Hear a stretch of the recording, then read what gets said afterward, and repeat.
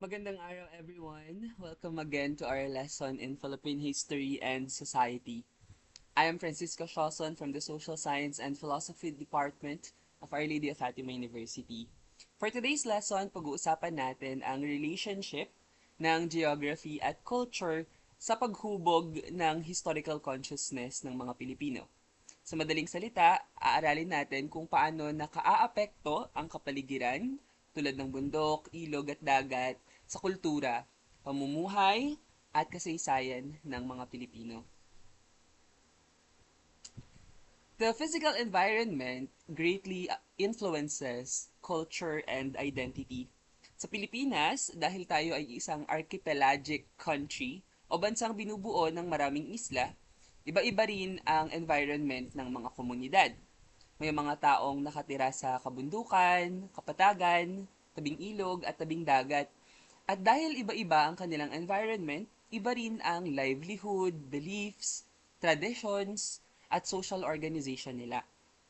This means that history is not only shaped by people, but also by the interaction between people and nature. At the end of this lesson, you should be able to first analyze the relationship between geography and culture. Second, explain how location influences ways of life and beliefs. Third, understand the connection between nature, culture, and history. And lastly, reflect on how geography shapes Filipino identity.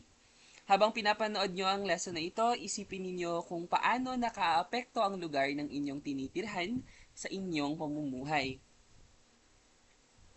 So the Philippines is, as I have mentioned, an archipelagic country. It's composed of more than 7,000 islands with diverse physical features like mountains, rivers, plains, forests, and coastlines. Dahil dito, iba-iba rin ang naging paraan ng pamumuhay ng mga Pilipino noon. For example, coastal communities relied on fishing and trade, while upland communities depended more on farming and hunting. Sa, so, geography affects settlement patterns, economic activities, traditions, beliefs, and social interaction. Geography is not just a backdrop.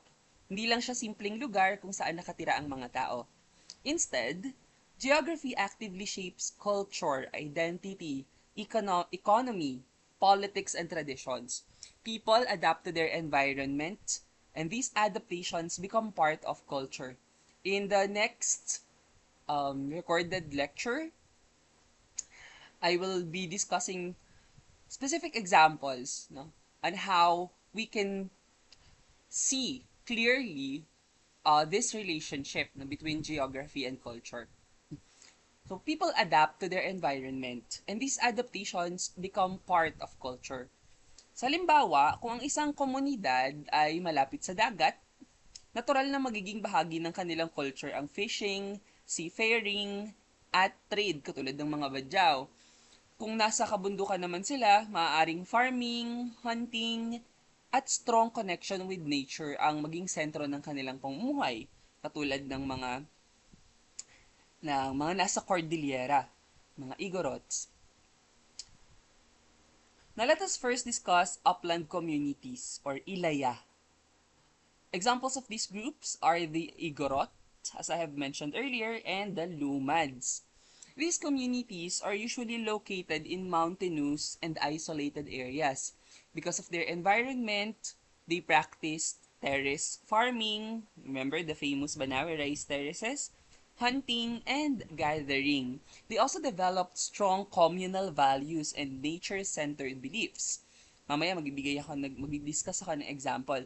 Dahil medyo isolated sila from outside influence, mas na-preserve nila ang kanilang indigenous traditions and identity. Now, one of the best examples of adaptation to environment is the Banawe rice terraces. These rice terraces were built in mountainous areas. Imagine ninyo kung gaano kahirap magtanim sa matatarik na bundok. Pero dahil sa creativity at cooperation ng mga ninuno natin, nakagawa sila ng agricultural system na sustainable hanggang ngayon. The rice terraces symbolize cooperation, discipline, innovation, and respect for nature. This shows how geography can influence human creativity and survival. May isang, meron akong book na nabasa before, written by Arnold Toynbee, tungkol ito sa history daw ay story ng adaptation sa environment ng mga tao. So, depende kung paano nagre-respond sa challenges ng environment yung tao at doon nabubuo yung culture nila. Maraming aspeto yung culture, meron itong kasama dito yung syempre yung beliefs, yung norms, pwede na sa civilization, for example, kasama dito yung religion, ba, yung science and technology, and isa sa mga Filipino anthropologists, si F. Landa Hocano, um, F. Landa Hocano argues that bago pa man daw dumating ng mga Espanyol sa Pilipinas, meron na tayong megalithic structure. Yung Banawe Rice Terraces daw, pwede natin itong maihalin tulad sa pyramid, no? Great Pyramid ng Egypt, for example, may Great Wall of China, ang China, diba? Yung mga ziggurats ng Babylon, ano pa, yung mga megalithic structure ng ancient worlds. Yun ay ilan sa mga evidence ng kanilang sibilisasyon. Yung rice terraces daw, nagre-require ito ng extensive knowledge sa architecture. So, kailangan megalithic structure ito, no, na may science, pa pinag-aralan maigi yung nature bago i-architect na gawing hagdan-hagdan yung bundok, di ba? And this is how they use technology uh, and science para makapag-adapt dun sa environment nila. That's how they respond to the challenge of their environment na walang kapatagan and kailangan nilang magtanim ng palay. So ginawa nilang hagdan-hagdan yung bundok. Diba?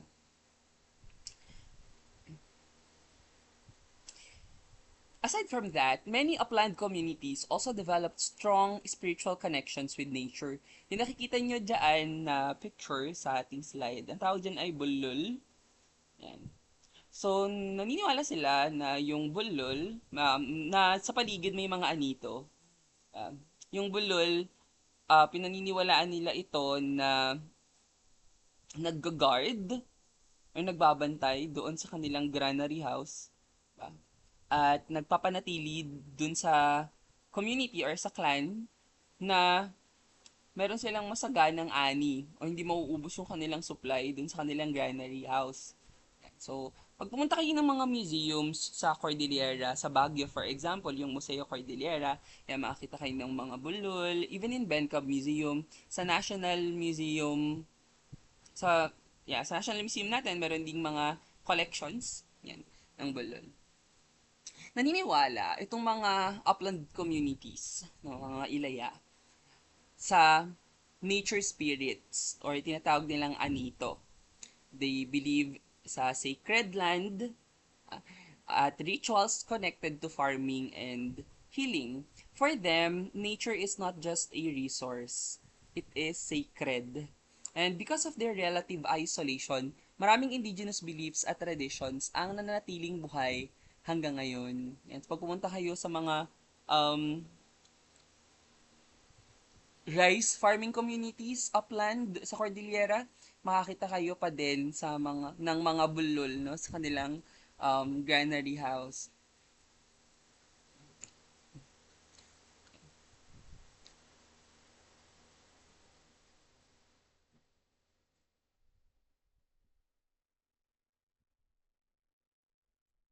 Now let us move to lowland and coastal communities or Ilawud.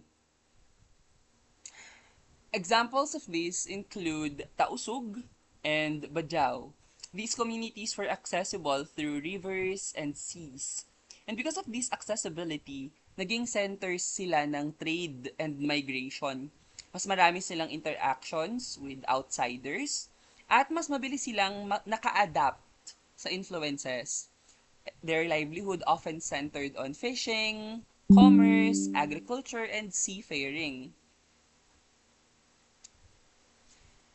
Important trading centers in the Philippines included Manila and Cebu. Through trade, early Filipinos encountered Chinese merchants. Yan. Kaya kahit hindi tayo colonized by the Chinese, maraming mga um, aspeto no, ng kultura at pamumuhay natin ang naimpluwensyahan ng mga Chinese sa pagkain. For example, even sa family structure, di ba, yung pagtawag natin ng ate, kuya, diko, diche, sa mga kasangkapan din na ginagamit natin. Yan. Way ng pagluluto. Diba? Mas sa food din, na madaming influences yung Chinese sa food at mga produkto. Malay traders and later European colonizers, mga Espanyol. These interactions introduced new religions, new technologies, new products, and cultural blending. So, geography helped connect the Philippines to the rest of Asia and eventually to the world. Before the Spanish colonization, bago pa man tayo masakop ng mga Espanyol, meron na tayong um, network no, ng pakikipagkalakal at relasyon sa mga kapitbahay natin sa Southeast Asia.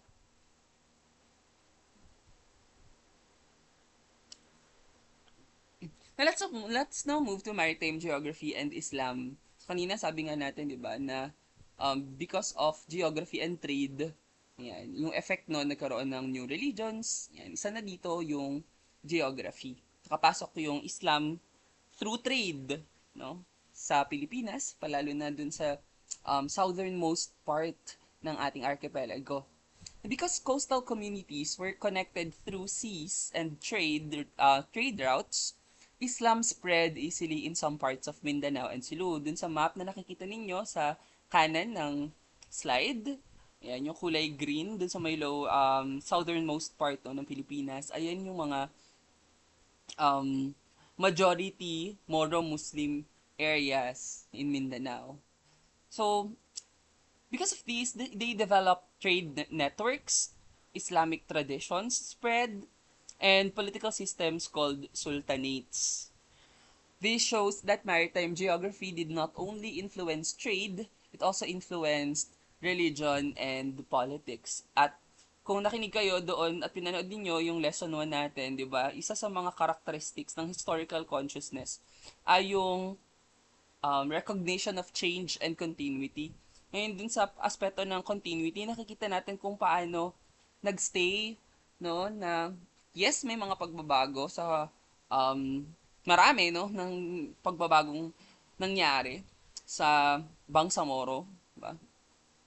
Or sa Muslim Mindanao. Pero nakita natin na nagpatuloy pa din, no, yung yung Islam, no, sa Bangsamoro. Geography also affected how communities experienced colonization. Upland communities were more isolated, less directly controlled by colonizers, and had greater cultural autonomy. Kaya yung mga kultura nila, nakikita pa rin natin na nagpapatuloy no, hanggang ngayon. Yung mga kultura na meron sa Ilaya, ang mga upland community sa Cordillera, no, for example. While in lowland communities, no, they were more exposed to colonization, more influenced by foreign systems, and more integrated into colonial governance and religion. Kaya karamihan ng mga lowland communities ay Christian communities. This means that not all Filipinos experienced colonization in the same way. And, nung tinuturo ko yung Philippine politics and governance, isa sa mga topics doon ay yung concept ng nation. And pag dinedefine natin yung nation, usually yung definition ay a group of people sharing common culture, history, and language. So, dun pa lang sa tatlong yun, makikita natin na matatanong natin, nation ba talaga ang Pilipinas? Do we really share common culture, history, and language? Sa culture pa lang, iba-iba yung kultura natin, no? Sa language, ang dami nating languages. Sa history, do we share common history? Hindi din. Diba? Kasi ilang daang taon, no? More than 300 years tayong colonized. Pero hindi lahat o hindi kabuuan ng Pilipinas ay ganoon yung historical experience. So, not all Filipinos experienced colonization in the same way. So, wala tayong common history.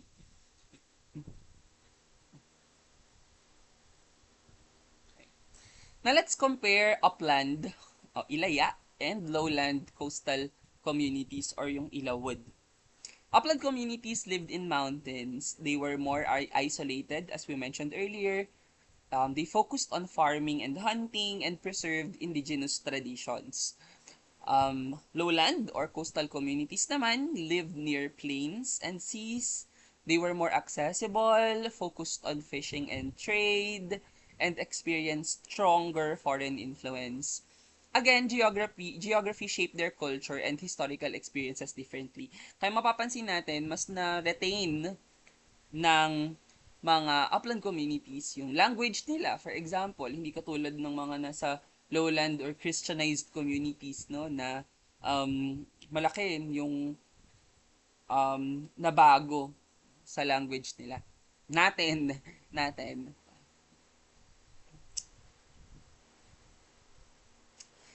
Now, let's look at this concept map. This concept map summarizes the lesson.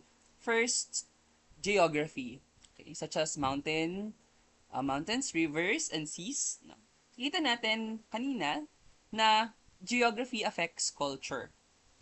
Culture naman, which includes beliefs, traditions, livelihood, and identity, shapes historical experiences such as colonization, trade, adaptation, and resistance.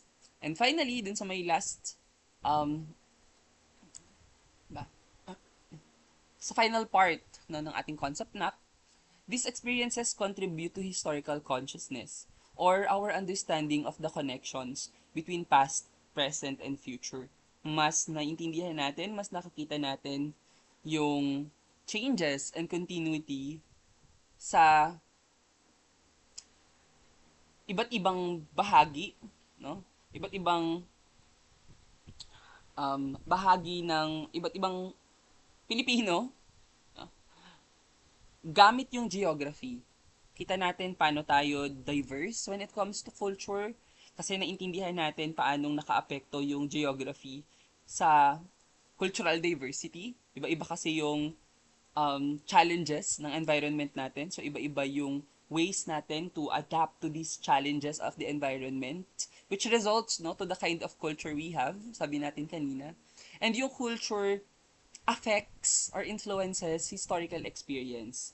Yung mga nasa lowland, sabi natin kanina, mas naging prone sila no sa foreign influences, sa colonization, samantalang yung mga upland communities, no, given their geography as well and their culture, dahil mas isolated sila in terms of their geography, mas na-retain nila yung kanilang culture. They were able to resist no, to foreign influences. So, dun pumapasok yung historical consciousness.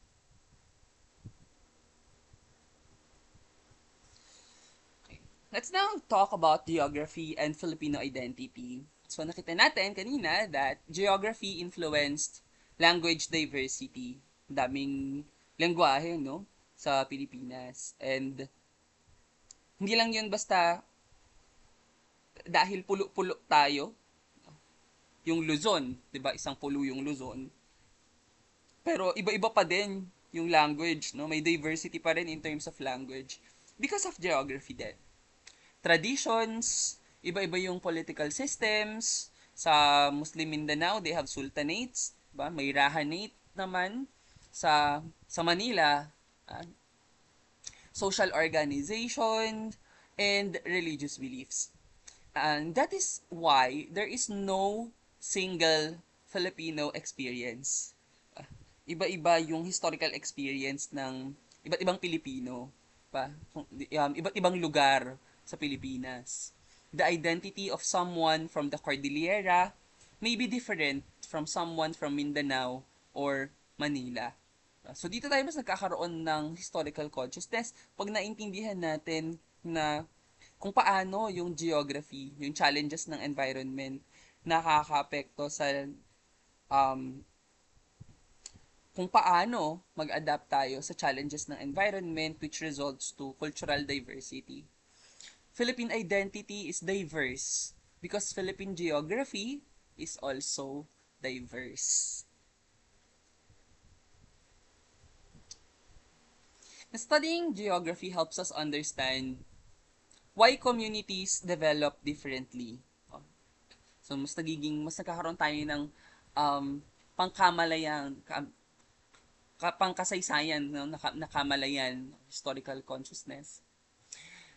Kapag naintindihan natin yung geography, kung bakit iba-iba yung communities, iba-iba yung story iba-iba yung history nila, how people adapted to their environment na nag-result doon sa diversity, how culture changes through interaction, no, yung Muslim Mindanao for example, no, because of trade, yung lowland communities because of Spanish colonization, Christianization, and why historical experiences vary across regions. This reminds us that history is shaped by both nature and human action. Kaya mahalaga sa pag-aaral ng kasaysayan ang pag-aaral ng geography. Even today, geography continues to affect Filipino society. Examples include indigenous land rights, yung mga lumad, yung kung alam niyo yung issue ng Kaliwa Dam, may mga indigenous peoples doon, mga dumagats na piniglalaban yung kanilang ancestral domain. Environmental destruction, climate change, urbanization, and cultural preservation. Now, for example, many indigenous groups continue to fight for ancestral land rights because their identity and culture are deeply connected to their environment. And this proves that geography remains relevant even in modern society. Yung flood control issue ba? Bahagi ba yan ng present day issue that is connected to geography? Baka pwedeng point of reflection yun, no? Para sa inyo. So to summarize, geography shapes culture, livelihood, beliefs, and historical experiences. Culture influences identity, traditions, and responses to colonization and change. Therefore, geography, culture, and history are interconnected.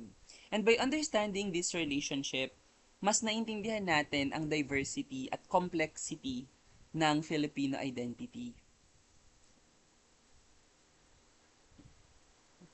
So, before we end, we can reflect on these questions. How has geography influenced your own community? Why is it important to preserve indigenous cultures and traditions? And how does understanding geography help us understand Philippine history better? You can write that in your notebook. Always remember, the mountains, rivers, and seas of the Philippines are not just physical features. They are part of the story of the Filipino people. Maraming salamat everyone and see you in our next lesson.